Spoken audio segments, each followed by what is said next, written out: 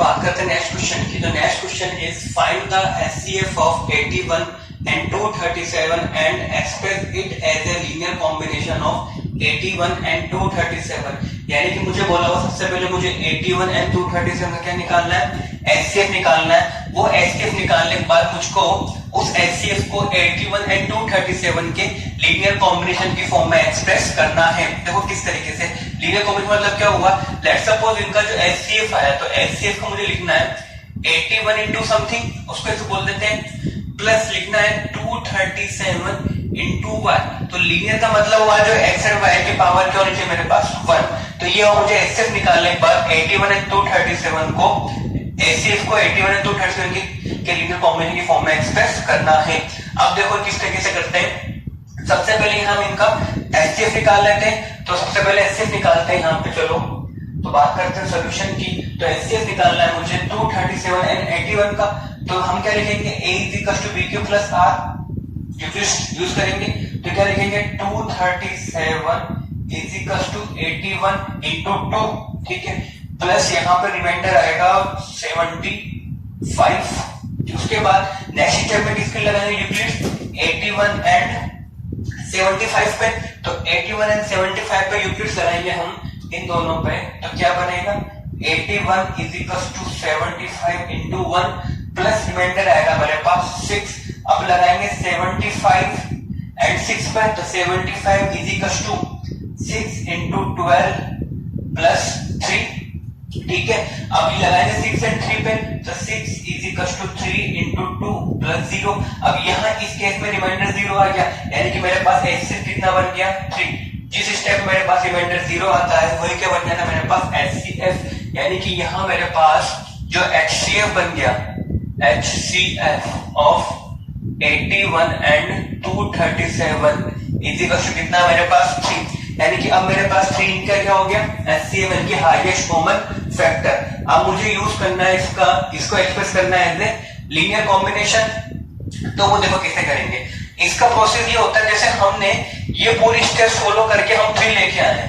अगर इस प्रोसेस को मैं रिवर्स कर दूं तो 3 जो रहेगा वो इन सबके टर्म्स में आता रहेगा ना। हमने 3 निकालने के लिए यहां से यहां तक का प्रोसेस यूज किया। अगर इसी प्रोसेस को मैं रिवर्स कर दूं तो 3 जो रहेगा मेरे 81 एंड 237 के कॉम्बिनेशन की फॉर्म में आ जाएगा। किस तरीके से, तो हमको बेसिकली अब क्या करना है, यहाँ पे प्रोसेस को रिवर्स करना है, ठीक है। अब रिवर्स किस तरीके से करेंगे देखो। तो यहाँ सबसे पहले एचसीएफ मेरे पास 3 आया तो 3। अब सबसे पहले देखो मैं इक्वेशन नेमिंग कर देता हूँ। लेट्स सपोज इक्वेशन 1, ये इक्वेशन 2, ये इक्वेशन 3। तो सबसे पहले मुझे 3 रिमाइंडर कहां पे मिला था, यहाँ पे। यहाँ मुझे 3 रिमाइंडर मिला था। अब इक्वेशन 3 से अगर मैं 3 निकालूंगा तो कितना आएगा 75 माइनस 6 इंटू 12। तो लिखूंगा मैं 3 is equals to 75 minus 6 into 12। ये कहां से लाया मैं यूजिंग इक्वेशन 3, ठीक है, ये हो गया। अब उसके बाद रिवर्स प्रोसेस में जाकर जहां जहां रिमाइंडर दिख रहा है उसकी वैल्यू निकाल के मुझे यहाँ पे पुट करनी है। तो अगला रिमाइंडर क्या मेरे पास इक्वेशन सेकंड में 6 है। तो 6 निकलेगा यहाँ से 81 माइनस 75। तो 6 को यहाँ पुट कर देंगे तो क्या बनेगा ये 75। 6 हो जाएगा मेरे पास 81 minus 75 into 12 as it is. ये कहां से लाया मैं इक्वेशन 2 का यूज करके, ठीक है। उसके आगे चलेंगे तो वापस से लिखेंगे 3 इज इक्वल्स टू 75। ये हो जाएगा minus 81 into 12, minus minus plus. तो ये बनेगा मेरे पास प्लस 75 इंटू 12। तो ये हो जाएगा मेरे पास। आगे स्टेप बढ़ाएंगे तो 1 एंड 12 तो 13 हो जाएगा ये। तो ये हो जाएगा मेरे पास 3 is equals to 75 into 13 minus 81 into 12, ठीक है। अब अगला रिमाइंडर क्या है मेरे पास 75। यानी कि अब यहां से मैं क्या निकालूंगा 75 निकालूंगा। तो 75 निकालूं कितना बनेगा 237 माइनस 81 इंटू 2।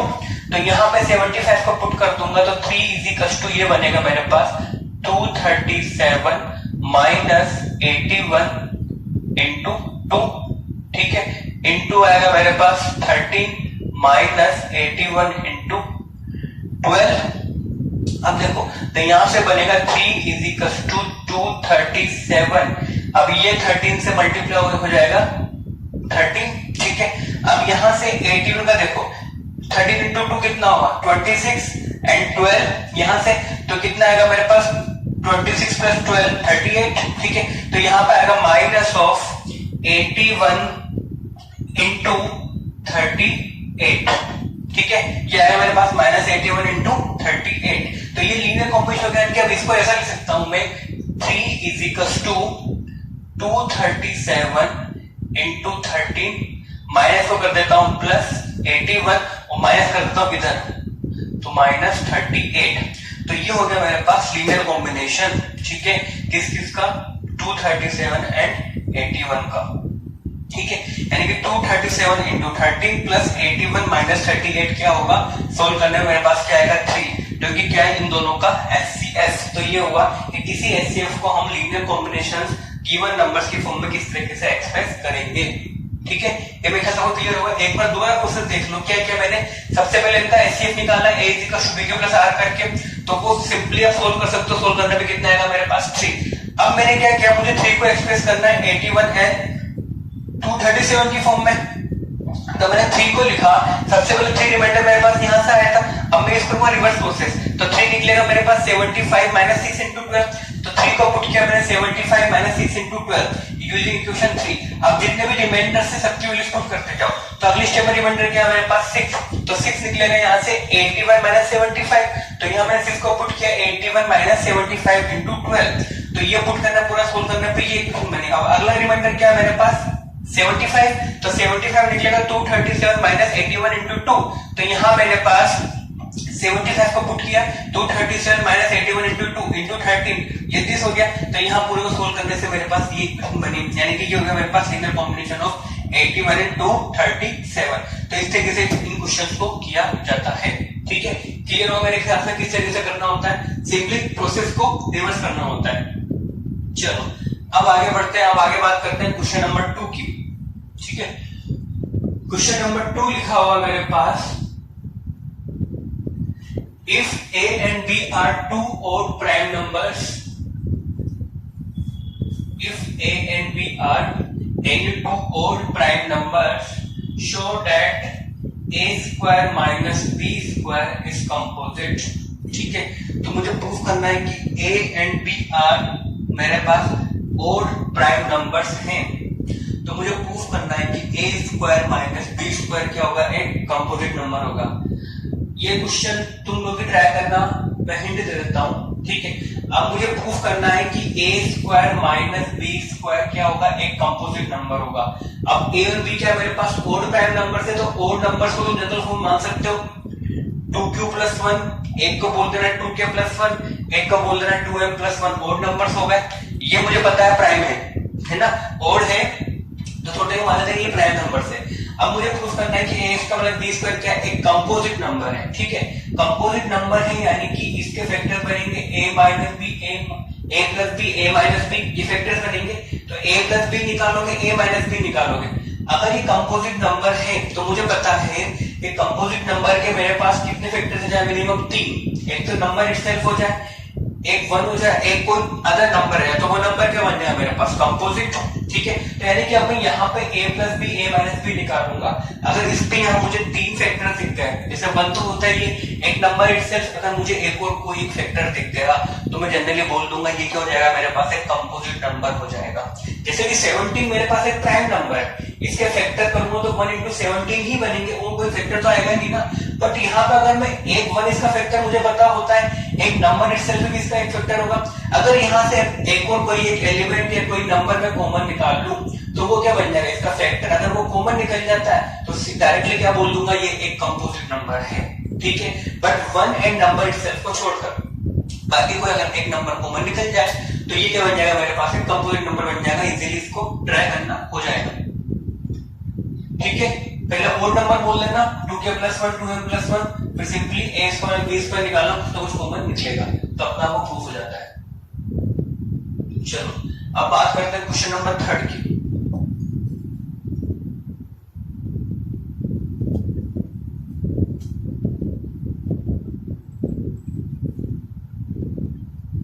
क्वेश्चन नंबर 3 है मेरे पास, फाइंड जीसीडी यानी ग्रेटेस्ट कॉमन डिवीजन जीसीडी मतलब greatest common divisor of 858 and 325 and express it in the form of 850x plus 325y. Also show that x and y are not unique. तो simply जैसा हमने first question किया था ये वही question है, बस हल्की सी लैंग्वेज चेंज। सबसे पहले उसने बोला है जीसीडी, यानी कि सिंपली ये वही हुआ एचसीएफ, यानी कि मुझे 858 एंड 325 का क्या निकालना है, एचसीएफ निकालना है। एचसीएफ निकालने के बाद उसको मुझे इस फॉर्म में लेके आना। ये क्या मेरे पास लीनियर कॉम्बिनेशन 858 एंड 325 का देखा था, तो यहां तक हम कर सकते हैं। अगला स्टेप मुझे प्रूफ करना है, मुझे ये प्रूफ करना है कि एक्स एंड वाई यूनिक नहीं है, यानी कि यहाँ मुझे ऐसे बहुत सारे एक्स एंड वाई मिल सकते हैं जिनको यहाँ पर पुट करने पर जो वैल्यू आएगी वो किसके इक्वल हो जाएगी, इसके एचसीएफ के इक्वल हो जाएगी। चलो सबसे पहले एक्स एंड वाई निकाले हमारे तरीके से, तो सबसे पहले यूक्लिड्स का यूज करके यहाँ पे क्या निकालेंगे हम, इसका एचसीएफ। तो एचसीएफ निकालना है कि मैं यूज करूंगा a is equals to b q plus r, ठीक है।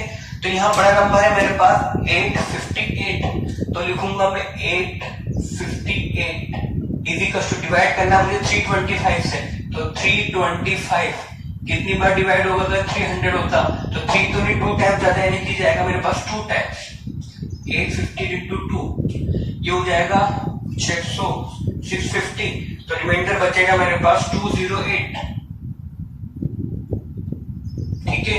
अब किस में लगाएंगे वापस से 250 325 एंड 208 में, तो लिखेंगे 325 इज इक्वल टू 208 इंटू, तो ये सिंपली एक ही बार डिवाइड होगा, तो अगर इसको हम 200 माने तो सिंपली डिवाइड होगा, मेरे पास क्वेश्चन कितना आएगा 1, और रिमाइंडर बचेगा यहाँ पे 17, यानी कि 117, ठीक है।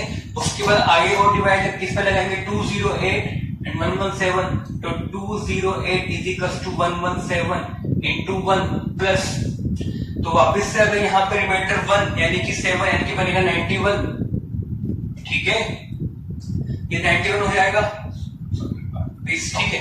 अब वापस से किस पे लगाएंगे 117 एंड 91, तो 117 इज इक्वल टू 91, वन बार क्वेश्चन आएगा, तो रिमाइंडर कितना बचेगा 91 यानी कि 17, और ये हो जाएगा 26, ठीक है। उसके बाद कहेंगे 91 इज इक्वल टू 26 इंटू 3, ठीक है, तो 26 इंटू 3, तो ये हो जाएगा मेरे पास यानी कि 78, यानी कि रिमाइंडर बचेगा मेरे पास 13, ठीक है।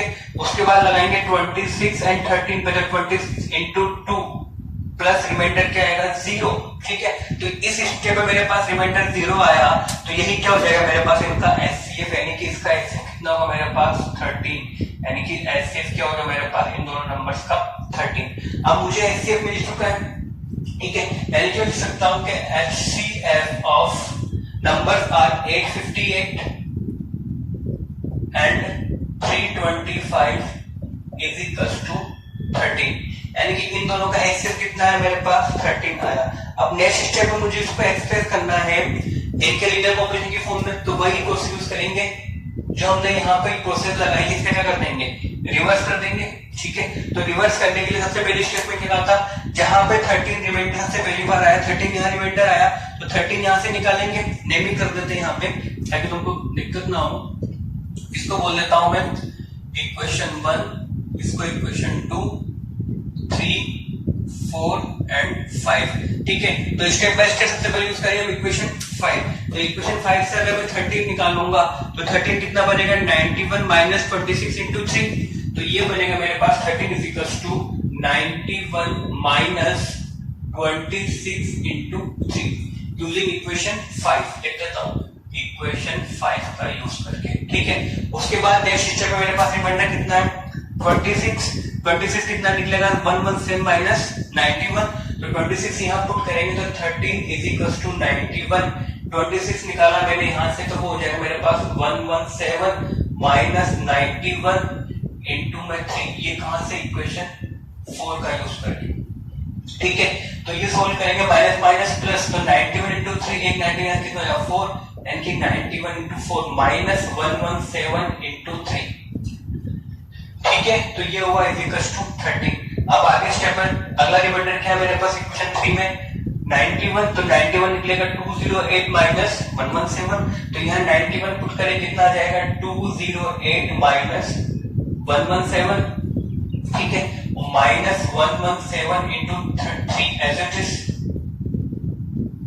ये कहां से लाया मैं इक्वेशन 3 से यूज करके, ठीक है, तो यहां से बनेगा मेरे पास 208 इंटू 4, यहाँ पे लिखा हुआ है इंटू 4, तो 208 इंटू 4 तो मेरे पास एज इट इज, ठीक है, और ये हो जाएगा मेरे पास माइनस 117 इंटू 4 एंड इंटू 3, तो कितना हो जाएगा माइनस 117 इंटू 12, ठीक है, इंटू 7। बात कीजिए सबको 4 यहां से 3 कितना का मेरे पास 7। अगला रिमाइंडर क्या है मेरे पास इक्वेशन 2 में 117, तो यहां से 117 कितना निकला 325 माइनस 208, तो यहां से अगला रिमाइंडर निकालूंगा मैं 208, तो एज इट इज माइनस 117 निकलेगा वहां से 325 माइनस 208 इंटू में क्या आएगा मेरे पास 7, ठीक है, तो ये बनेगा मेरे पास 208 इंटू 7 और इंटू 4 यहां से 7 वहां से कितना हो जाएगा 11, यानी कि बन जाएगा 208 इंटू 11 और माइनस हो जाएगा 325 इंटू 7। लास्ट रिमाइंडर ये कहां से लिखा मैंने इक्वेशन 2 का यूज करके।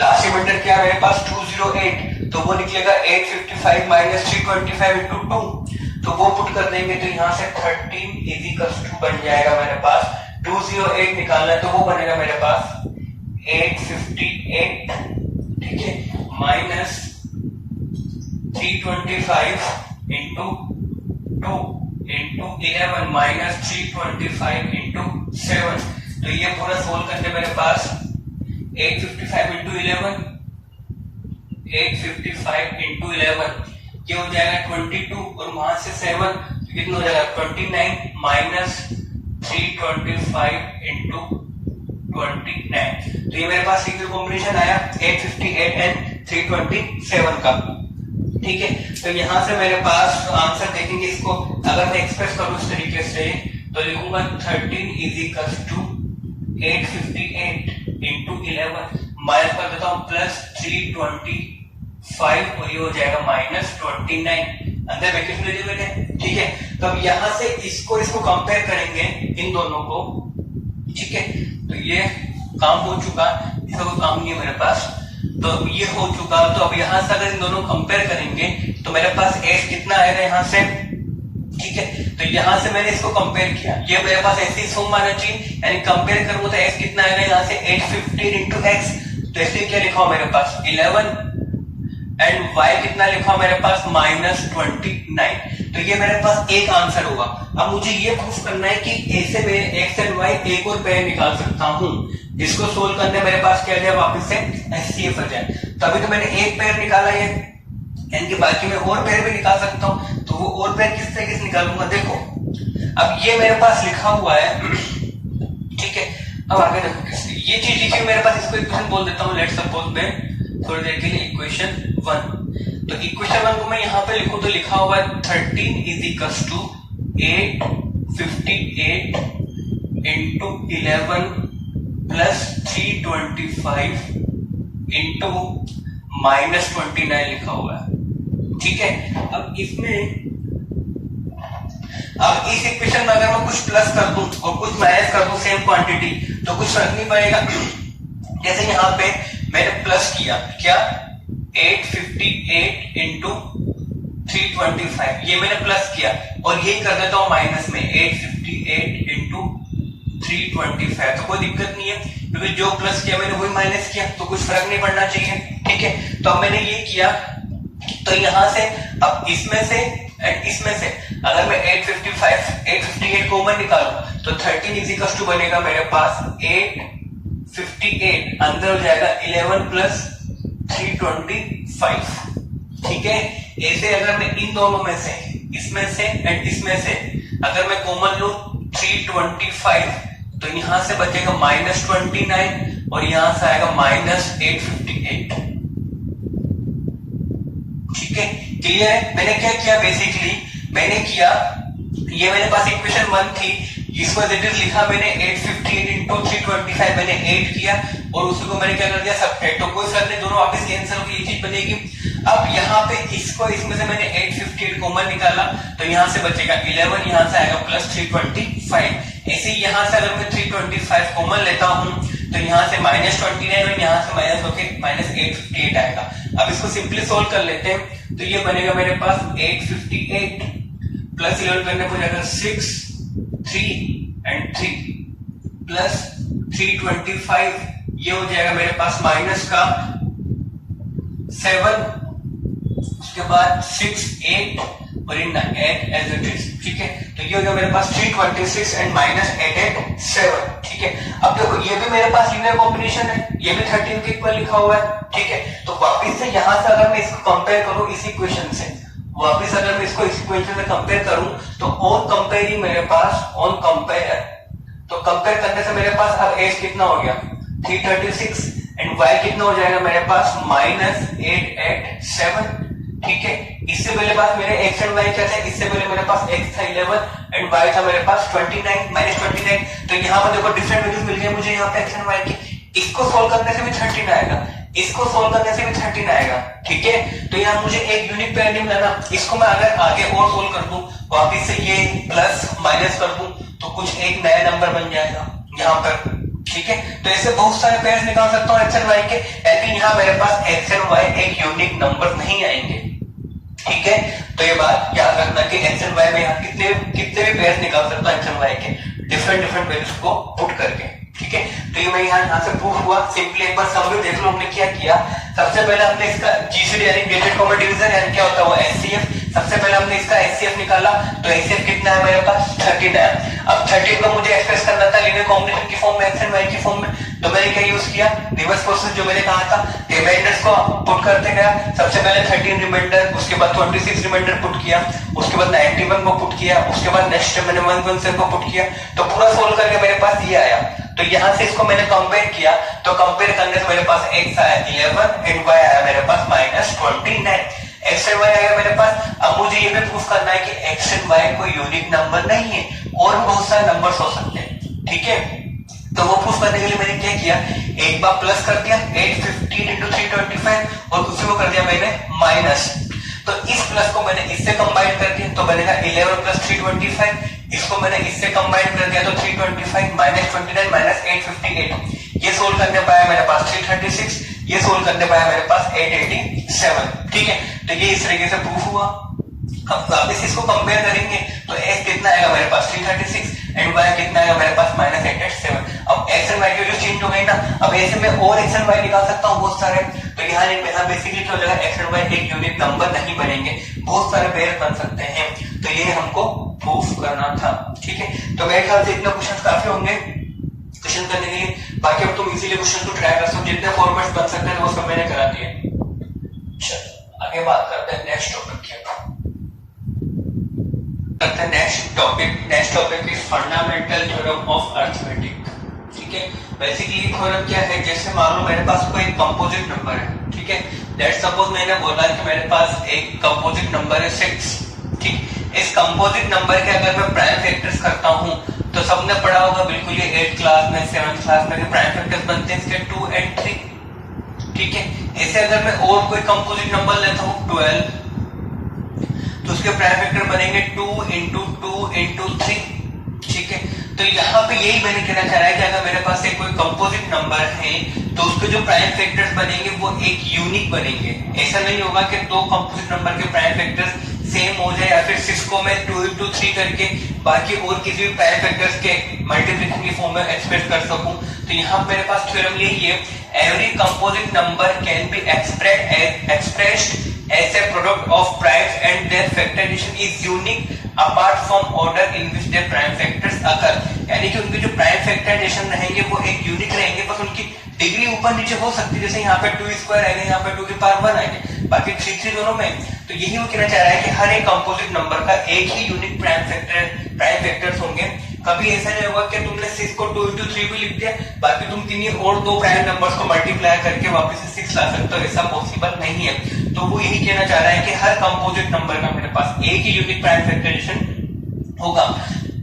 Prime factorization of a natural number is unique expect the order of its factors, यानी कि हर नेचुरल नंबर का अगर तुम प्राइम फैक्टर्स निकालोगे तो वो एक यूनिक आएगा, बस उनके ऑर्डर में डिफरेंट हो सकता है, जैसे ये 2 के बाद 1 या 2 स्क्वायर हो जाएगा, उनके ऑर्डर में डिफरेंट हो सकता है, बट वो उनका जो फैक्टर्स रहेंगे वो क्या रहेंगे, एक यूनिक ही रहने वाले हैं। ठीक है, अब जैसे कि आगे बात करते हैं, जैसे मान लो मुझे अगर 10 है मेरे पास, 10 के मुझे करना है प्राइम फैक्टराइजेशन, तो मैं लिखूंगा 2 into 5।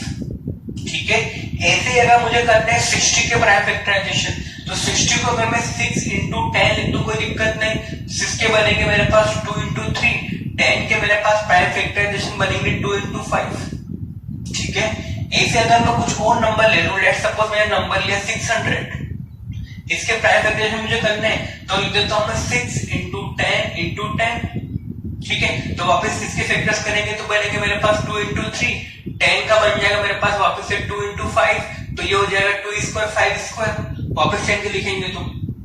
ठीक है, तो यहाँ पे देखो कि अगर जब भी मेरा कोई कंपोजिट नंबर अगर 0 से एंड हो रहा है, यहाँ पे सिंगल 0, यहाँ पे सिंगल 0, यहाँ पे डबल 0, तो अगर वो सिंगल 0 से एंड हो रहा है तो इसको कंप्लीट लिखते हैं 2 cube into 3 into 5 स्क्वायर। तो अगर कोई मेरे पास कंपोजिट नंबर 0 से एंड हो रहा है तो ये कंपलसरी है कि उसके प्राइम फैक्टराइजेशन 2 and 5 का एटलीस्ट एक पावर तो होगी, तभी वो कंपोजिट नंबर 0 से एंड होगा, क्योंकि 0 बनेगा कैसे, बेसिकली 10 बनने के लिए 2 and 5 का मल्टीप्लिकेशन चाहिए होता है, और किसी कंडीशन 10 तो बनेगा ही नहीं। अगर मैं पॉजिटिव इंटीजर्स या नेचुरल नंबर्स की बात करूं, 10 कैसे बनेगा, जब 2 into 5 होगा। तो अगर किसी भी डिजिट्स के यानी किसी भी नंबर के लास्ट में अगर 0 आ रहा है तो ये कंपलसरी है कि उसके प्राइम फैक्टराइजेशन में 2 and 5 की एटलीस्ट एक पावर तो होगी, तभी तो उसके यूनिट डिजिट में क्या है, 0 आगा। ठीक है, जैसे यहाँ पे 0 यूनिट तो 2 into 5, यहाँ पे 0 था तो एटलीस्ट देखो कितना हो गया, 2 square और 5 की पावर 1, एटलीस्ट एक पावर तो आनी चाहिए ना। ऐसे यहाँ डबल 0 है, डबल 0 देखो 2 and 5 के मेरे पास प्राइम फैक्टराइजेशन तो आने, यानी कि जब 2 and 5 आएगा मेरे पास लास्ट में 0 जरूर आएगा। अगर ऐसा हुआ कि 2 है and 5 नहीं है, जैसे मानो को 2 स्क्वायर है 3 में बट 5 नहीं है, तब भी 0 से एंड नहीं होगा, यानी कि कितना बन जाएगा, ये 12 बन जाएगा। अगर मेरे पास 2 नहीं है और 5 है, जब भी 0 से नहीं एंड होगा, क्योंकि 2 को 0 बनाने के लिए 5 चाहिए, 5 को 0 बनाने के लिए 2 चाहिए, तो यानी कि दोनों मेरे पास किसी भी प्राइम फैक्टराइजेशन में होने चाहिए, तभी वो जो मेरे पास डिजिट रहेगी वहां पे क्या आएगा, डिजिट पे 0 आएगा। तो ये वही लिखा हुआ, if factors of any composite number contains 2 raised to power n into 5 raised to power n, और mn क्या मेरे पास यहाँ नेचुरल नंबर है कि मेन वैल्यू कितने ले दोनों की 1, then there composite number n with the digit 0, तो उसका जो कंपोजिट नंबर बनेगा वो हमेशा 0 से एंड होगा, क्योंकि उसमें एटलीस्ट 2 and 5 की एक पावर तो रहेगी ना, क्योंकि n लिखा नेचुरल नंबर कहाँ चालू होता है, 1 से चालू होता है, तो एटलीस्ट ये भी 1 तो कितना टाइम 10 बन गया ना, यानी कि वो एटलीस्ट उसके एक 0 तो यूनिट डिजिट में रहेगी।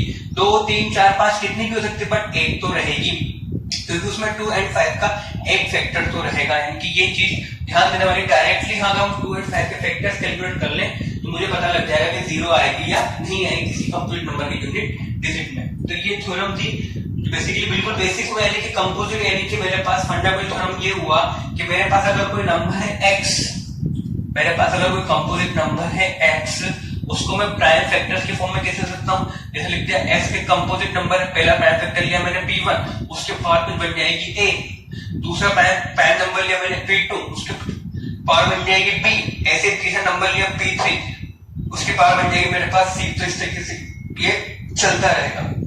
तो ये होता है मेरे पास प्राइम फैक्टराइजेशन करना, तुमने डिटेल में पढ़ा होगा, बेसिकली 7th 8th 9th से पढ़ता है वो। चलो अब बात करते हैं क्वेश्चंस की। तो मेरे पास सबसे फर्स्ट क्वेश्चन है, find the prime factorization of the each of the following, यानी कि मुझे क्या करना है, प्राइम फैक्टराइजेशन करना है। तो ये सबको आता होगा, फिर भी एक मैं करके दिखा देता हूँ किस तरीके से करना है। ठीक है, एक कर देता हूँ फिर भी मैं, जैसे कि मैं कर देता हूँ 540। ठीक है, तो बेसिकली 540 करने के लिए इसको एक तो करने का मेथड ये होता है मेरे पास इस तरीके से, 540 से डिवाइड करते जाओ, बट तुम्हारे बुक में कुछ इस तरीके से दिया तो वो फॉलो करते हैं। जैसे यहाँ पे लिखा मैंने 540, ठीक है, राउंड बनाया था, सबसे डिवाइड किया इसको 2 से। ठीक है, 2 से डिवाइड करने में मेरे पास यहाँ पे क्या आएगा, 2 से डिवाइड करने पे 2 2 सा 4, 270, ठीक है। वापस इसको 2 से डिवाइड करेंगे तो ये कितना आएगा हमारे पास 135, फिर 2 से डिवाइड करेंगे, फिर 2 से डिवाइड तो होगा नहीं, 5 6 8 9, n के डिवाइड होगा 3 से, तो 3 से डिवाइड करने में कितना आएगा मेरे पास 4 और 5 45, फिर 3 से डिवाइड करेंगे कितना आएगा मेरे पास यहाँ 15, ठीक है। फिर 3 से डिवाइड करेंगे कितना आएगा मेरे पास यहाँ पे 5, फिर 5 से डिवाइड करेंगे मेरे पास कितना आएगा यहाँ पे 1, ठीक है। तो इस तरीके से तुम्हारे बुक में प्रोसेस दिया होगा कि तुम्हें इस तरीके से इसको डिवाइड करना होता है। सबसे 2 से डिवाइड किया कितना है 270, फिर 2 से 135 से डिवाइड करने में 45, फिर 3 डिवाइड करने में 15, 3 डिवाइड करने में 5 एंड 5 डिवाइड करने पर 1। तो ये इस तरह से मुझे एक ट्री बनानी होती है, फैक्टराइजेशन ट्री इसको बोलते हैं, तो वो मुझे इस तरीके से बना के सोल्व करनी होती है। ये इजीली आप लोग कर सकते हो, ठीक है। तो इस तरीके से मुझे प्राइम फैक्टराइजेशन करने होते हैं। चलो अब बात करते हैं आगे, ठीक है। अब अगला क्वेश्चन लिखा हो मेरे पास, prove that there is no natural number for which 4 raised to power n ends with the digit 0। यानी कि मुझे बोला है कि यहाँ 4 raised to power n, यानी कि मुझे n कोई भी एक ऐसा नेचुरल नंबर नहीं बनेगा कि जो सोल्व करने पे जो मेरे पास आंसर बनेगा वो 0 से एंड हो। जैसे कि सबसे मेरे पास मुझे n क्या बोला हुआ है नेचुरल नंबर, यानी कि स्मॉलेस्ट नेचुरल नंबर क्या मेरे पास n is equals to 1, तो वो बनेगा 4 raised to power 1, कितना हो जाएगा मेरे पास 4, 2 पे कितना बनेगा 8, क्यू पे कितना बनेगा 32, ठीक है। 2 पे हो जाएगा मेरे पास 16, ये हो जाएगा 64, ठीक है। तो मुझे बोला हुआ कि आप यहाँ मुझे ये प्रूफ करना जनरलाइजेशन कि तुम 4 की पावर n कुछ भी निकाल दो वो कभी 0 से एंड नहीं होगा। देखो जैसे 4 की पावर 1 4, 4 की पावर 2 16, 4 क्यूब कितना होगा 64, ऐसे भी कितने भी नेचुरल नंबर्स पावर निकाल दो 4 की तो वो कभी भी 0 पे एंड नहीं होगी। तो ये प्रूफ करने के लिए हमने स्टेटमेंट पढ़ा था कि अगर कोई नंबर्स के प्राइम फैक्टराइजेशन में 2 एंड 5 हो जाए तो वो नंबर हमेशा क्या 0 से एंड होता है। तो यहाँ पे अब मैं इसके प्राइम फैक्टराइजेशन अगर करूं, मेरे पास लिखा है 4 की पावर n, तो इसके अगर प्राइम फैक्टराइजेशन तो 4 लिखा हुआ है तो 4 बनेगा मेरे पास 2 स्क्वायर, इसके पावर क्या लिखा है मेरे पास n, तो बेसिकली ये लिखा है मेरे पास 2 की पावर 2n, ठीक है। अगर इसको 0 से एंड होना चाहिए तो 2 को क्या चाहिए, यहाँ पे 5 चाहिए ना, बट 5 यहाँ पर मेरे पास है नहीं, ठीक है। या सिंगल इसके प्राइम फैक्टराइजेशन में केवल क्या है 2 ही है ना, और तो कुछ आ नहीं सकता क्योंकि मेरे पास जो प्राइम फैक्टराइजेशन होता है वो यूनिक ही होते हैं ना, यानी कि इसका जो यूनिक ही बनेंगे प्राइम फैक्टराइजेशन। यहाँ पर 5 तो कभी आ नहीं सकता, यानी कि 5 कभी आ नहीं सकता तो कभी ये 0 से एंड नहीं होगा, क्योंकि 0 बनाने के लिए इसको एक 5 और चाहिए ना, बट इसके प्राइम फैक्टराइजेशन मेरे पास 5 नहीं है, ठीक है। तो ये प्रूव हुआ, तो यहाँ पर लिख देंगे 2 is the only prime factor of 4 raised to power n, 2 is the only prime factor of 4 raised to power n and 5, and so for making unit is 0 there should be at least 1 5, so 4 raised to power n cannot be end with the digit 0, ठीक है। तो यहाँ पर reason लिख के clear होगा कि 4 raised to power n में मेरे पास क्या बन रहा है, केवल प्राइम फैक्टर में 2 बन रहा है। अगर इसके यूनिट डिजिट मुझे क्या चाहिए 5 10 0 चाहिए, तो यहाँ मेरे पास 1 और 5 होना चाहिए। अगर 5 होगा तभी तो ये मेरे पास 0 से एंड होगा, बट इसके प्राइम फैक्टर मेरे पास 5 नहीं है, यानी कि इस नंबर के कभी भी यूनिट डिजिट में 0 नहीं आएगा, ठीक है। ये मेरे ख्याल आपको क्लियर हो किस तरीके से, यहाँ पर स्टेटमेंट लिख देना इसके, ठीक। तो ये मेरे ख्याल आपको क्लियर होगा। आगे और बात करते हैं क्वेश्चन की।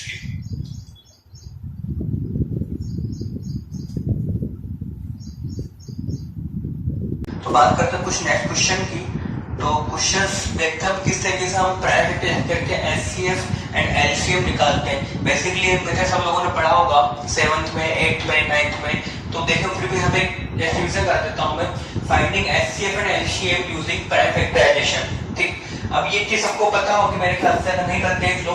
If a and b are two positive integers, अगर मेरे पास a and b कोई दो पॉजिटिव इंटीजर हैं तो उन दोनों नंबर्स का एचसीएफ इनटू उन दोनों नंबर का एलसीएम इज इक्वल टू बनेगा नंबर्स का मल्टीप्लिकेशन, यानी कि दो नंबर्स का अगर तुम एलसीएफ निकालोगे और उन्हीं दो नंबर्स का तुम एलसीएफ निकालोगे, एलसीएम निकालोगे और उन दोनों को मल्टीप्लाई करोगे तो मल्टीप्लाई करने पे जो नंबर आएगा वो आएगा उन दोनों नंबर्स का मल्टीप्लिकेशन। ठीक है, ये दो नंबर्स के लिए वैलिड है, तीन नंबर्स के लिए इसको मत अप्लाई कर देना।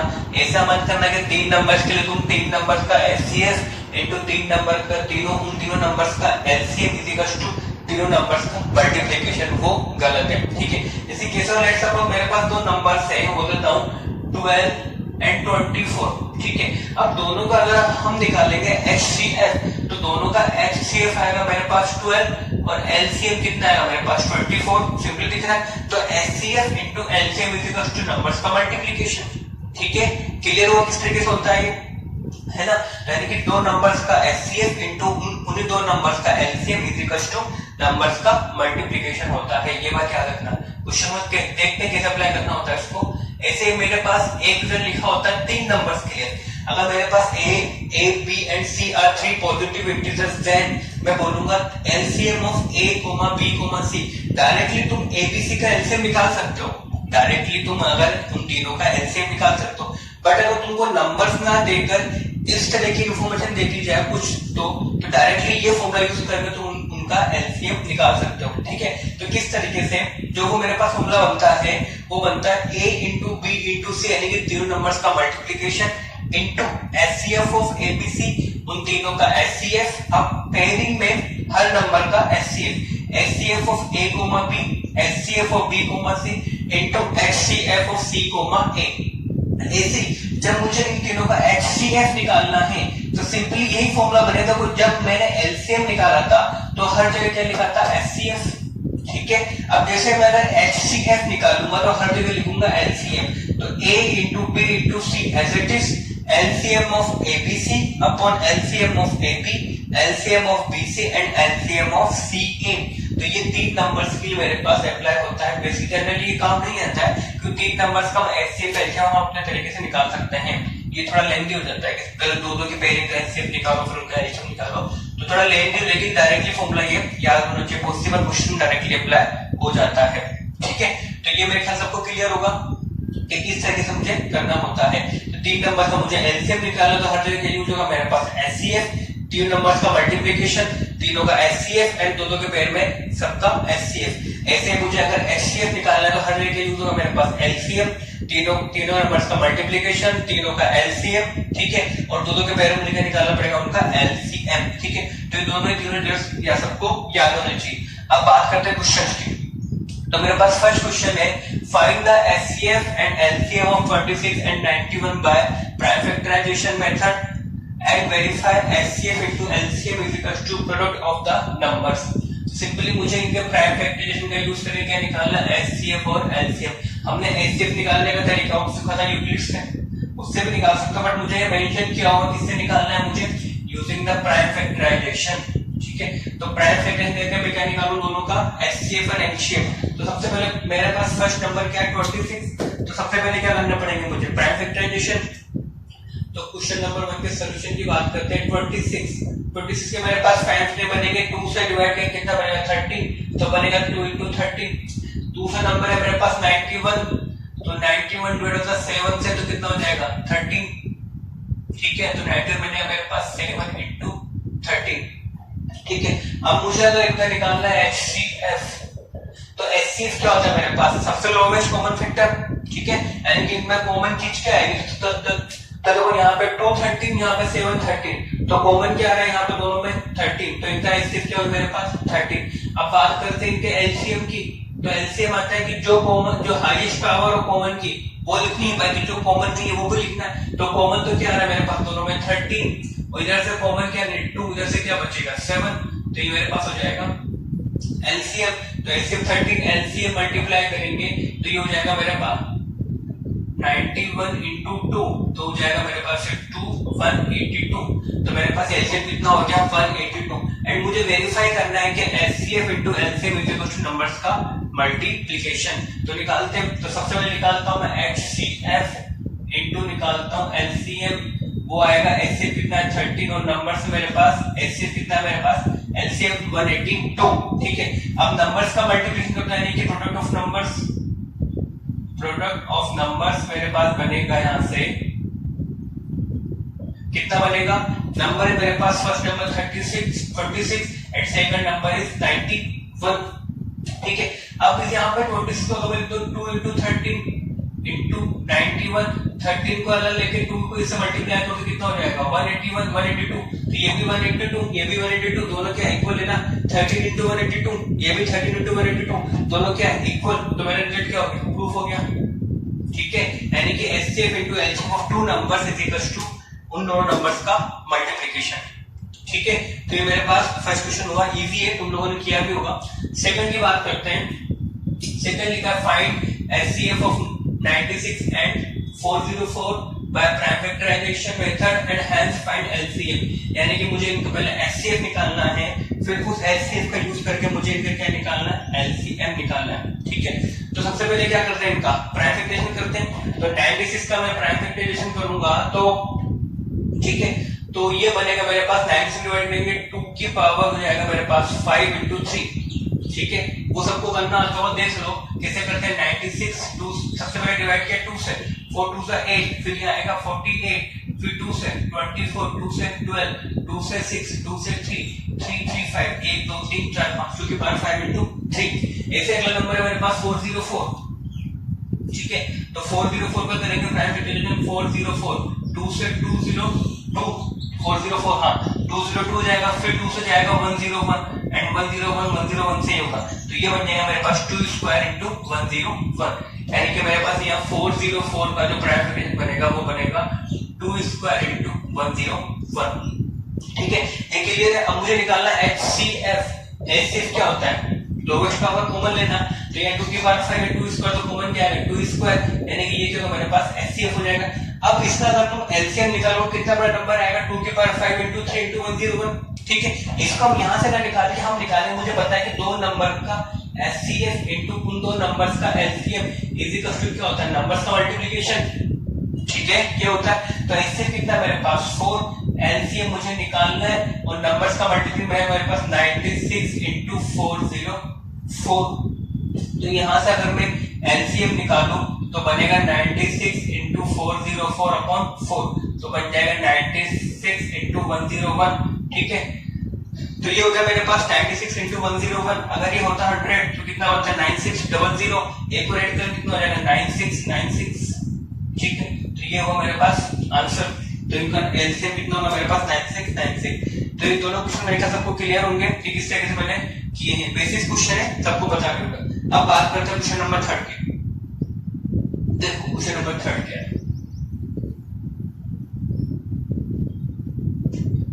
क्वेश्चन नंबर 3 है मेरे पास, What is the largest number that divides 6, 26, 3127 and 15628 and leaves remainder 1, 2 and 3? यानी कि मुझे एक ऐसा लार्जेस्ट नंबर निकालना है जो इन तीनों को डिवाइड करे और डिवाइड करने मेरे पास रिमाइंडर क्या आ जाए 1, 2 and 3। ठीक है, तो देखो यहाँ पे किस तरीके से करेंगे। देखो सबसे पहले कॉन्सेप्ट सीखो कि जैसे अगर मैं बोलूं कि 22 5 से डिविजिबल नहीं है, ठीक है, 5 से डिविजिबल नहीं, रिमाइंडर कितना बचता है 2। अगर इस रिमाइंडर को मैं नंबर में से सबट्रैक्ट कर दूं तो जो मेरे पास रिजल्टेंट नंबर आएगा वो नंबर जो रहेगा कंप्लीटली डिविजिबल होगा 5 से। जैसे 22 को अगर तुम 5 से डिवाइड करोगे तो रिमाइंडर कितना आएगा मेरे पास 2। अगर इस रिमाइंडर को मैं नंबर में से पहले ही सबट्रैक्ट कर दूं तो जो मेरे पास रिजल्टेंट नंबर आएगा वो 5 से कंप्लीट डिवाइड होगा। ठीक है, जैसे 22 माइनस 2 20 बनेगा, तो ये नंबर है मेरे पास 5 से इजीली डिवाइड होगा। जैसे और नंबर लेते हैं, लेट्स सपोज मैं बोलूं 54, मैं बोलूं इसको 10 से डिवाइड करना है तो मुझे पता है रिमाइंडर कितना बचेगा इसका 4। अगर मैं रिमाइंडर को पहले ही नंबर में से सबट्रैक्ट कर दूं तो जो मेरे पास रिजल्टेंट नंबर आएगा वो कंप्लीटली गिवन नंबर से डिवाइड होगा। जैसे यहाँ 54 में से अगर मैंने पहले ही रिमाइंडर अगर सबट्रैक्ट कर दिया तो बचा कितना 50, और 50 जो मेरे पास 10 से ऑलरेडी डिविजिबल होता है, यानी कि गिवन नंबर में से अगर तुम रिमाइंडर सबट्रैक्ट कर दोगे तो जो मेरे पास रिजल्टेंट नंबर बचेगा वो कंप्लीटली उस नंबर से डिवाइड होगा। ठीक है, तो ये बेसिक सबको क्लियर है किस तरीके से। अब यहाँ पे लिखा है find the largest number. Let's suppose largest number को बोल देता हूं मैं x थोड़ी देर के लिए। ठीक है, तो लार्जेस्ट नंबर को मैंने बोल दिया x। यहाँ बात करते हैं सोल्यूशन की, पहले क्वेश्चन की लैंग्वेज समझ थोड़ी सी। तो यहाँ मैंने लार्जेस्ट नंबर को बोल दिया x के मेरे पास लार्जेस्ट नंबर जो है जो मुझे निकालना है वो बोल दिया मैंने largest number is equals to x, ठीक है। तो लार्जेस्ट नंबर क्या बोल दिया मैंने x। अब वो कहना चाह रहा है कि अगर तुम 626 को x से डिवाइड करोगे तो तुम्हारे पास रिमाइंडर बचेगा 1। ऐसे अगर तुम 3127 को डिवाइड करोगे x से, 3127 को अगर तुम डिवाइड करोगे x से तुम्हारे पास बचना चाहिए रिमाइंडर 2। ऐसे थर्ड नंबर है मेरे पास 15628 को डिवाइड करोगे x से तो तुम्हारे पास जो रिमाइंडर बचना चाहिए वो बचना चाहिए 3। तो मुझे ये बेसिकली अब ये x निकालना है, ठीक है। अगर इसको मैं x से डिवाइड कर रहा हूं तो रिमाइंडर 1 आ रहा है, इसको x से डिवाइड कर रहा हूं तो रिमाइंडर 2 आ रहा है और उसको डिवाइड कर रहा हूं तो रिमाइंडर मेरे पास 3 आ रहा है। यानी कि अगर मैं 626 में से अगर 1 सब्ट्रैक्ट कर दूं तो 625 जो बचेगा वो x से कंप्लीट डिवाइड होगा। रिमाइंडर्स को सब्ट्रैक्ट कर दिया। ऐसे यहाँ पे अगर मैं 3127 में से 2 को हटा दूं तो 3125 जो बचेगा वो भी मेरे पास x से कंप्लीट डिवाइड होकर मैं रिमाइंडर को हटा दे रहा हूं, ठीक है। इसे थर्ड नंबर है मेरे पास 15628। इसमें से अगर मैं रिमाइंडर को हटा दूंगा तो जो मेरे पास कंप्लीट नंबर बनेगा 15625। ये नंबर है मेरे पास x से डिविजिबल होगा। अब यानी कि मुझे वो नंबर निकालना है x जो इन तीनों को कंप्लीटली डिवाइड करे। वो नंबर क्या होना चाहिए? लार्जेस्ट। तो मुझे पता है as per definition largest number जो गिवन नंबर्स को डिवाइड करे वो क्या होता है इनका HCF। यानी कि अब सिंपली क्वेश्चन मेरे पास ये बचा रिजल्टेंट क्वेश्चन कि मुझे इन तीनों का क्या निकालना है? HCF निकालना है मुझे किसका? 625 का, ठीक है। उसके बाद निकालना है मुझे 3125 का और एक और निकालना है मुझे 15625 का। इन तीनों का मुझे HCF निकालना है, ठीक है। अब HCF निकालना है। अब मेरा क्वेश्चन ये बचा कि इनका मुझे क्या निकालना है? अब HCF। अब HCF इजीली हम निकाल सकते हैं, ठीक है। तो यहाँ पे HCF निकालने के लिए मैं यूज कर लेता हूँ यूक्लिड्स।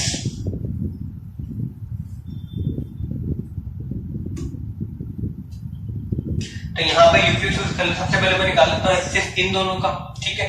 तो HCF निकाल रहा हूं मैं, HCF निकाल रहा हूं मैं 625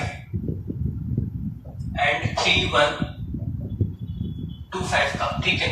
तो पहला नंबर मेरे पास 3125 इज इक्वल टू 625। अगर होता 600 तो 5 3000 यानी कि 125 से नीचे बचता मेरे पास 5 प्लस रिमाइंडर क्या आता? 0। यानी कि इस केस में मेरे पास ये क्या हो गया? HCF। तो इससे कितना हो गया यहाँ से? 625 इन दो नंबर्स का। अब अगले स्टेप में क्या है? जो HCF आया और ये एक और नंबर बचा उसका HCF निकालूंगा। अब मैं HCF निकालूंगा किसका? 625 एंड 15625 का। तो 15625 इज इक्वल टू 625। अगर ये बनता 600 तो 600 इंटू 25 15 होता। तो बेसिकली डिवाइड होता मेरे पास 25 प्लस रिमाइंडर क्या आता? 0। यानी कि अब HCF वापस से क्या होगा? 625।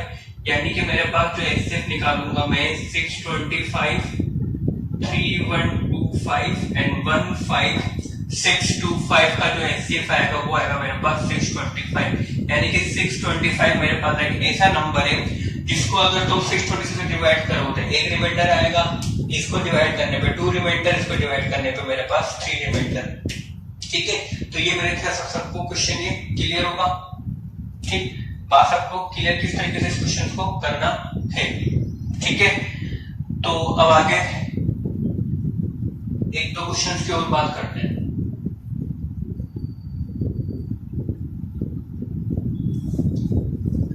बेसिकली ये क्वेश्चन बनते हैं, इस तरीके से और भी क्वेश्चन बन सकते हैं कि रिमाइंडर ये आ जाए, तीनों को डिवाइड करने पे सेम रिमाइंडर आए, तो वो क्वेश्चन भी होते हैं, वो इजीली हो जाते हैं। फिर मैंने कराया भी था 9th क्लास में इस तरह के क्वेश्चंस।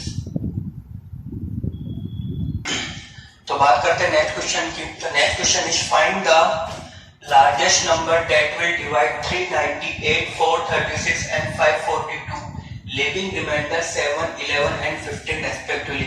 यानी कि मुझे एक ऐसा लार्जेस्ट नंबर निकालना है जो गिवन नंबर्स को डिवाइड करे और डिवाइड करने मेरे पास रिमाइंडर बचना चाहिए 7, 11 एंड 15। ये जस्ट वैसा क्वेश्चन जो इससे मैंने लास्ट क्वेश्चन कराया था इस टाइप का, तो ये क्वेश्चन आप लोग इजीली कर सकते हो। सेम वही कॉन्सेप्ट लगेगा इसमें, बस यहाँ पर डिजिट्स को चेंज कर दिया गया है, तो ये आप लोग इजीली होमवर्क में सॉल्व कर सकते हो। ठीक, अब बात करते हैं सेकंड क्वेश्चन की। सेकंड क्वेश्चन लिखा हो मेरे पास, इन ए morning walk 3 persons step off together, their steps measure 80 centimeter, 85 centimeter and 90 centimeter respectively. What is the minimum distance each should walk so that they can cover the distance in complete step? अब यहाँ मुझे बोला हुआ है कि 3 लोग हैं जो मॉर्निंग वॉक पर निकलते हैं, लेट्स सपोज बोल देते हैं A, B एंड C, ठीक है। तो मुझे बोला हुआ हर एक स्टेप में, लेट्स सपोज मिस्टर ए एक स्टेप में 80 सेंटीमीटर डिस्टेंस कवर करते हैं, ठीक। बी जो है 85 सेंटीमीटर डिस्टेंस कवर करते हैं एंड सी को बोला हुआ है सी एक स्टेप में 90 सेंटीमीटर डिस्टेंस कवर करते हैं। तो मुझे बोलो what is the minimum distance, यानी कि यहां मुझे मिनिमम डिस्टेंस निकाल के, बट किस कंडीशन में, What is the minimum distance each should walk so that they can cover the distance in complete step? यानी कि अगर ये लोग चलते हैं तो मुझे वो मिनिमम डिस्टेंस निकालनी है, वो डिस्टेंस कि मिस्टर ए भी कंप्लीट स्टेप करें, मिस्टर बी के भी कंप्लीट स्टेप हो जाए, मिस्टर सी के मेरे पास कंप्लीट स्टेप्स हो जाए, तो मुझे वो मिनिमम डिस्टेंस निकालनी है। यानी कि बेसिकली जब दोनों ए बी सी किसी स्टार्टिंग पॉइंट से चलना स्टार्ट करेंगे सेम पॉइंट से, ठीक है, तो यहाँ पे देखो जो सी है वो एक बार में चलेगा 90 सेंटीमीटर, बी 85 एंड ये 80 सेंटीमीटर, तो इन सबके लेंथ ऑफ स्टेप्स डिफरेंट है ना, तो यानी कि डिफरेंट स्टेप्स है, तो कभी ना कभी आगे जाके एक ऐसा टाइम तो आएगा जब तीनों वापस से मिलेंगे और उनके स्टेप्स क्या रहेंगे, कंप्लीट, ठीक है। तो मुझे वही डिस्टेंस निकालनी है मिनिमम, कि मिनिमम वो डिस्टेंस बताओ जब तीनों या तो मिल जाए या फिर तीनों के क्या कंप्लीट स्टेप्स हो जाए, तो मुझे वही डिस्टेंस निकालनी है। बेसिकली मुझे वो डिस्टेंस निकालनी या फिर वो नंबर निकालना है जो इन तीनों नंबर से कंप्लीटली डिवाइड हो जाए, ठीक है। यानी कि ऐसा, वो क्या नंबर मेरे पास मिनिमम, यानी कि ऐसा मिनिमम नंबर जो इन तीनों से कंप्लीटली डिविजिबल हो जाए, तो हमको पता है वो नंबर क्या कहलाता है, एलसीएम। एलसीएम का ये होता है कि लोवेस्ट नंबर जो गिवन नंबर से कंप्लीटली डिविजिबल हो जाए, तो वो होता है मेरे पास एलसीएम। तो बेसिकली मुझे इन तीनों का क्या निकालना पड़ेगा, एलसीएम। यानी कि मेरे पास क्वेश्चन बचा है कि मुझे निकालना है अब एलसीएम ऑफ 80, 85 एंड 90, ठीक है। तो मेरे ख्याल से आप लोग एलसीएम इजीली निकाल सकते हो। फिर कैसे निकालेंगे, using prime factorization. Let's suppose अगर मैं 80 के प्राइम फैक्टराइजेशन करता हूं तो कितना बनेगा, वो बनेगा मेरे पास 2 की पावर 4 into 5, 16 into 5। ऐसे अगर मैं 85 के प्राइम फैक्टराइजेशन करूंगा तो बनेगा मेरे पास 5 into 17, ठीक है। 90 के मैं प्राइम फैक्टराइजेशन करूंगा तो वो बनेगा मेरे पास 2 into 3 स्क्वायर into 5, ठीक है। तो मेरे पास मुझे क्या निकालना है, एलसीएम। तो एलसीएम में क्या, मुझे क्या हाई पावर लेनी होती है, तो यहाँ 2 की पावर 4, यहाँ 2 नहीं है, यहाँ पर 2, तो मैक्सिमम क्या आ जाएगा, तो 5, 5, 5, तो 5 तो तीनों से आएगा सही, ठीक है। यहाँ पर आएगा मेरे पास 2 की पावर 4, ठीक है, और यहाँ पे ये हो चुका, यहाँ से 17 आएगा और यहाँ से आएगा मेरे पास 3 स्क्वायर। तो ये पूरा सोल्व करने मेरे पास आंसर जो भी आएगा वही मेरे पास क्या होगा, आंसर होगा 2 की power 4 into 5 into 17 into 3 square. तो ये सोल्व करने मेरे पास आता है 1224 सेंटीमीटर, ठीक है। तो ये होता है मेरे पास 1224 सेंटीमीटर। अब इसको मीटर में कन्वर्ट कर ले कितना हो जाएगा, तो ये हो जाएगा मेरे पास आंसर 122 मीटर एंड 40 सेंटीमीटर। तो अगर वो इतने डिस्टेंस टेबल करते हैं तो ये है मेरे पास वो मिनिमम डिस्टेंस जब तीनों के कंप्लीट स्टेप्स भी होंगे और तीनों इक्वल डिस्टेंस कवर करेंगे। बेसिकली ये क्वेश्चन जो था मेरा सिंपली एलसीएम बेस्ड क्वेश्चन था। चलो, तो ये बाकी सिंपल बेसिक क्वेश्चन था लैंग्वेज पे। ऐसे क्वेश्चन तुम्हारी एनसीईआरटी में क्या हुआ कि एक सर्कुलर लाइन में दो लोग अगर मूव करते हैं सर्कुलर पाथ पर, तो एक का शायद 12 के इफेक्ट 18 दिया हुआ है, तो आफ्टर कितने टाइम बाद वो दोबारा मिलेंगे, ठीक है। अब थर्ड क्वेश्चन की बात करते हैं। थर्ड क्वेश्चन लिखा हुआ मेरे पास, find the greatest number that will divide 65, 81 and 145 giving the same remainder in each case.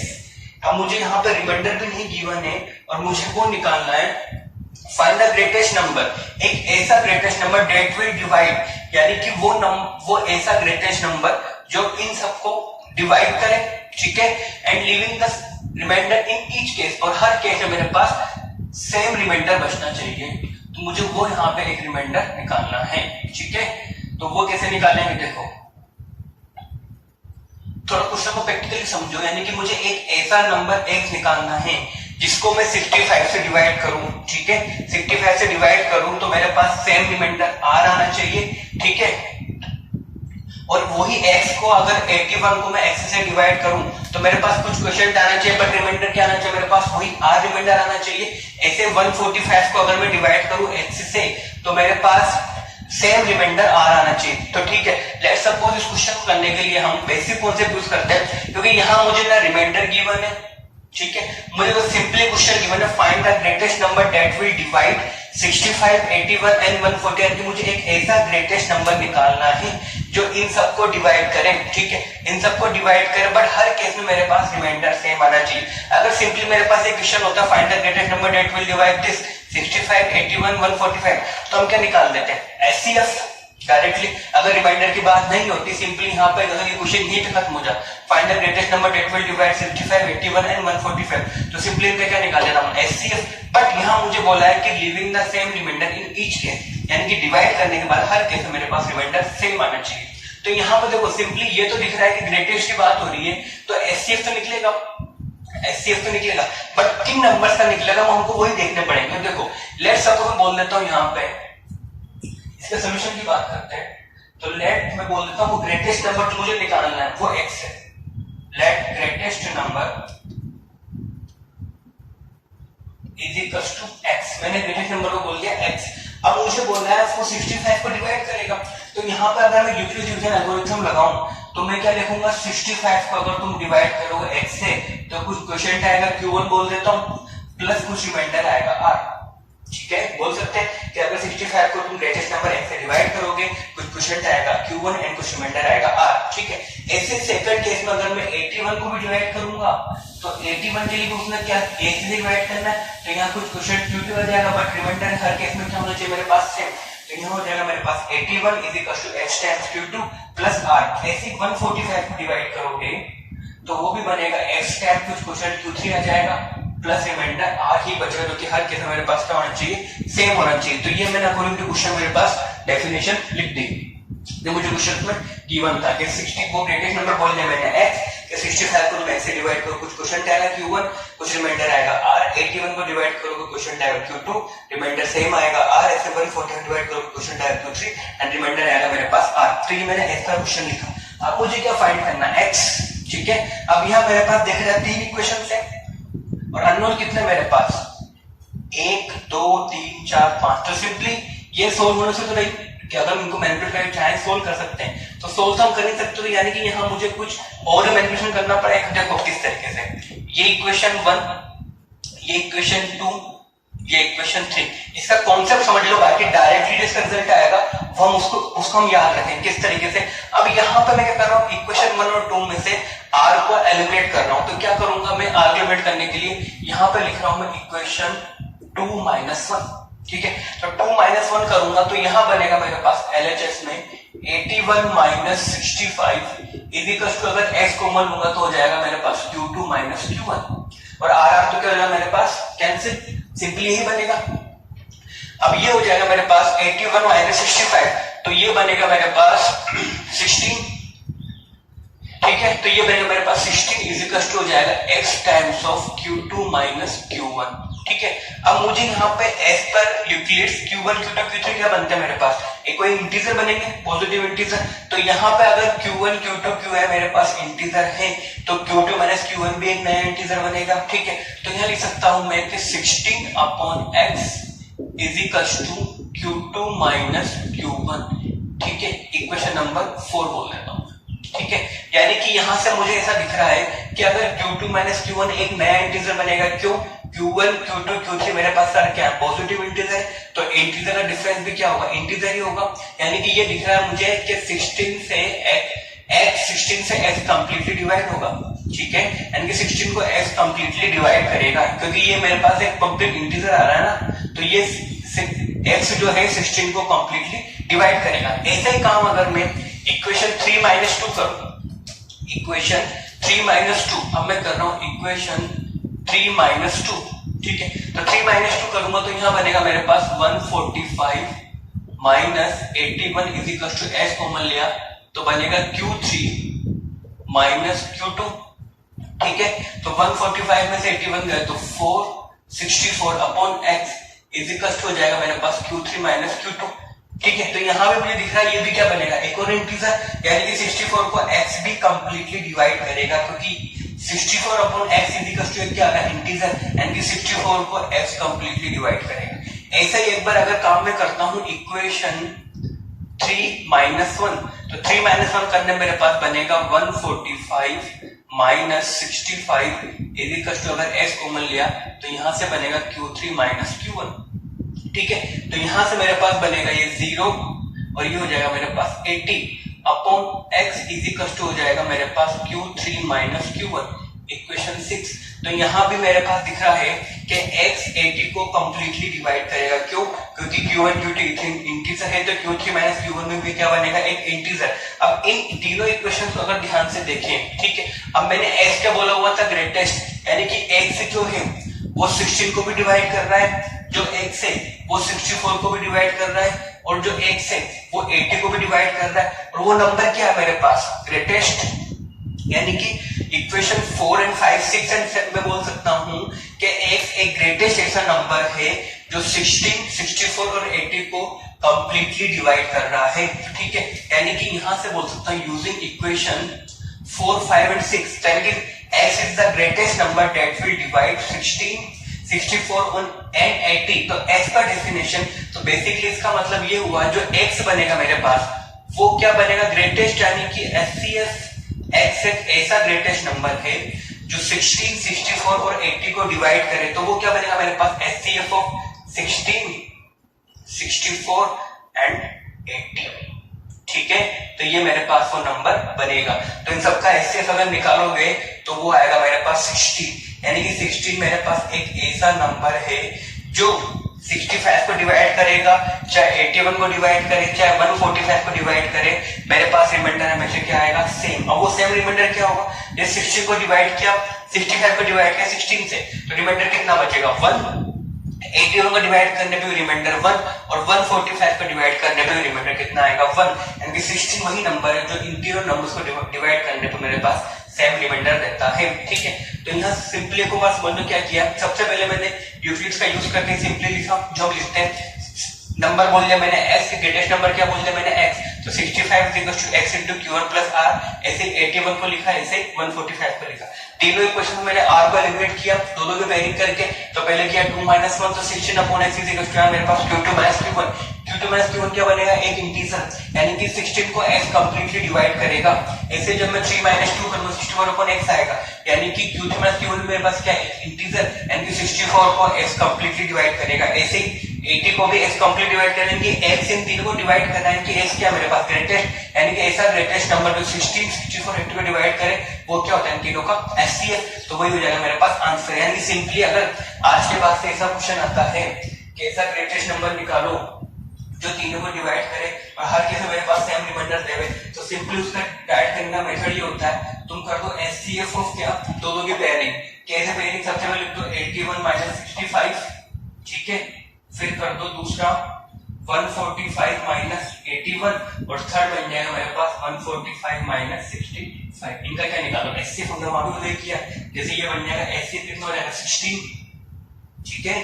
उसके बाद ये बन जाएगा मेरे पास 64 और वो बन जाएगा मेरे पास 80। तो हमने ये तो किया आखिरी स्टेप कि जब भी अगर ऐसा क्वेश्चन आए कि इन तीनों नंबर्स को ग्रेटेस्ट निकालना तो सेम रिमाइंडर आते हुए तो क्या करेंगे, HCF निकाल देंगे दोनों की पेयरिंग करके, डिफरेंस डायरेक्टली उससे मेरा आंसर हो जाएगा।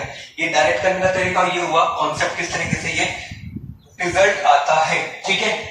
ये मेरे सबको क्लियर होगा किस तरीके से करना है, ये था पूरा कॉन्सेप्ट। ये चीज आई कैसे, तो आप जब भी क्वेश्चन ऐसा आएगा कि find the greatest number that will divide this and give the same remainder, तो सिंपली दोनों की पेयरिंग करके डिफरेंस निकाल के उनका HCF निकाल दोगे, और ये है कॉन्सेप्ट समझने के लिए कि किस तरीके से ये चीज आती है, ठीक है। चलो अब आगे नेक्स्ट टॉपिक की बात करते हैं।